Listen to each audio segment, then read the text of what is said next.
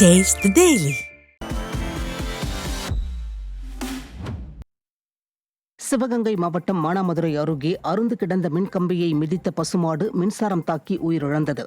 மானாமதுரை அருகே உள்ள கணபதி ஏந்தல் கிராமத்தில் பலத்த காற்று வீசியதால் மின்கம்பிகள் அறுந்து வயல்வெளிகளில் விழுந்துள்ளது. இந்நிலையில் இந்த மின்கம்பியை மிதித்த ராமமூர்த்தி என்பவரது பசுமாடு மின்சாரம் தாக்கி உயிரிழந்துள்ளது. இந்த கிராமத்தில் மின்கம்பிகள் தாழ்வாக செல்வதாகவும் இதனை சரி செய்ய பலமுறை மின்துறை அதிகாரிகளிடம் முறையிட்டும் அதிகாரிகள் எந்த நடவடிக்கையும் எடுக்கவில்லை என்றும் கிராம மக்கள் குற்றம் சாட்டியுள்ளனர். விடியா திமுக ஆட்சியில் மின்துறை அதிகாரிகள் அலட்சியமாக செயல்படுவதாகவும் பொதுமக்களுக்கு பாதுகாப்பு இல்லை என்றும் அவர்கள் வேதனை தெரிவித்திருக்கின்றனர். கடலூர் மாவட்டம் புவனகிரி அருகே பழுதடைந்துள்ள மின்மாற்றியை சீரமைத்து தரக்கோரி அப்பகுதி மக்கள் விடியா அரசை வலியுறுத்தியுள்ளனர். புவனகிரி அருகே உள்ள வயலூர் கிராமத்தில் மின்மாற்றி மிகவும் பழுதடைந்துள்ளதாக அப்பகுதி மக்கள் குற்றம் சாட்டியுள்ளனர். மேலும் மின்மாற்றியில் உள்ள சிமெண்ட் காரைகள் பெயர்ந்து கம்பத்தில் உள்ள இரும்பு கம்பிகள் வெளியில் தெரியும் அளவிற்கு சேதமடைந்துள்ளதாக வேதனை தெரிவித்திருக்கின்றனர். எனவே அசம்பாவிதம் ஏற்படுவதற்கு முன்பு இந்த மின்மாற்றியை சீரமைத்து தர அப்பகுதி மக்கள் வலியுறுத்தியுள்ளனர்.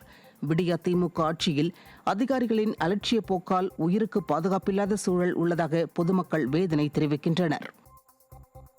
ஊரில் இருக்கிற மெயினான கம்பம் ரொம்ப வருஷமாக பழுதடைஞ்சிருக்கு. நாங்கள் எவ்வளோ தடவை தமிழ்நாடு அரசுக்கு ரொம்ப தெரிவிச்சிட்டு இருக்கோம். மின்சாரத்துறைக்கு அவங்க எந்த ஆக்ஷனுமே எடுக்கல இது வரைக்கும். இது இப்போ வர்றது மழை காலம். இதுக்கு மேலே வந்ததுன்னா எங்களுக்கு நிறையா பாதிப்பு வரும். நிலத்துக்கு போகிறதுக்கு வர்றதுக்கு வழியில் ஃபுல்லாகவே இந்த இபி லைன் தான் இருக்குது. இதில் விழுந்ததுன்னா ஆடு மாடு மனுஷாளுக்கு மக்களுக்கு எல்லாருக்கும் உயிர் சேதம் வராமல் இது மழைக்கு முன்னாடியே சரி பண்ணுற மாதிரி கேட்டுக்கொள்கிறோம்.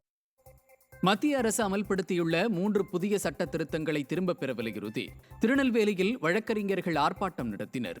வள்ளியூர் ஒன்றிணைந்த நீதிமன்ற வளாகத்தின் முன்பு வழக்கறிஞர்கள் நீதிமன்ற பணிகளை புறக்கணித்து கண்டன ஆர்ப்பாட்டத்தில் ஈடுபட்டனர். மத்திய அரசு உடனடியாக புதிய சட்ட திருத்தங்களை திரும்பப் பெற கோரி கண்டன கோஷங்களை எழுப்பினர். தென்காசி மாவட்டம் கடையம் அருகே உள்ள கடனாநதி அணையிலிருந்து கார்பருவ சாகுபடிக்காக தண்ணீர் திறக்கப்பட்டுள்ளது. கடனாநதி அணையிலிருந்து கால்வாய்கள் மூலம் 4000 ஏக்கர் விவசாய நிலங்கள் பாசன வசதி பெறுகின்றன. இந்த நிலையில் கார்பருவ சாகுபடிக்காக அக்டோபர் 31ஆம் தேதி வரை வினாடிக்கு 125 கன அடிக்கு மிகாமலும் வரத்தை பொறுத்து தேவைக்கேற்பவும் தண்ணீர் திறக்கப்பட இருப்பதாக அதிகாரிகள் தெரிவித்துள்ளனர். மதுரை மாவட்டம் உசிலம்பட்டியில் இலவச மின்சார போராட்டத்தில் உயிர் நீத்த 64 விவசாயிகளுக்கும் டெல்லி போராட்டத்தில் உயிர் நீத்த 713 விவசாயிகளுக்கும் வீரவணக்கம் செலுத்தும் நிகழ்ச்சி நடைபெற்றது.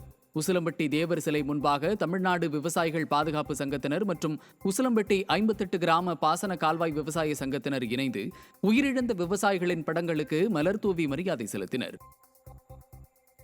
உதகை படகு இல்லத்தில் கமிஷன் அடிப்படையில் படகுகளை இயக்கும் பணியாளர்கள் பயோ வருகை பதிவு முறைக்கு எதிர்ப்பு தெரிவித்து வேலைநிறுத்த போராட்டத்தில் ஈடுபட்டனர். ஒருமுறை படகு இயக்க சுற்றுலாத்துறை மூலம் 85 ரூபாய் கமிஷன் வழங்கப்பட்டு வருகிறது. இந்த நிலையில் காலை 9 மணிக்கு வரும்போதும் மாலை 6 மணிக்கு பணி முடிந்து செல்லும் போதும் பஞ்சிங் சிஸ்டத்தில் வருகையை பதிவு செய்ய வேண்டும் என்று சுற்றுலாத்துறை அதிகாரிகள் கூறியிருப்பதற்கு எதிர்ப்பு தெரிவித்தனர். தங்களுக்கு நிரந்தர சம்பளம் வழங்க வேண்டும் என கூறியும் வேலை நிறுத்தத்தில் ஈடுபட்டதால் சுற்றுலா பயணிகள் படகு சவாரி செய்ய முடியாத நிலை ஏற்பட்டது. காலையில் வந்தால் பஞ்ச் பண்ணும், ஸ்கேன் பண்ணும், அப்போ தான் நீங்கள் போட்டு ஓட்ட முடியும். சாயங்காலம் போகும்போது பஞ்ச் பண்ணும், ஸ்கேன் பண்ணும், அப்போ தான் நீங்கள் செய்ய முடியும் அப்படின்னாலாம் எங்களை மென்டல் டார்ச்சர் பண்ணுறாங்க.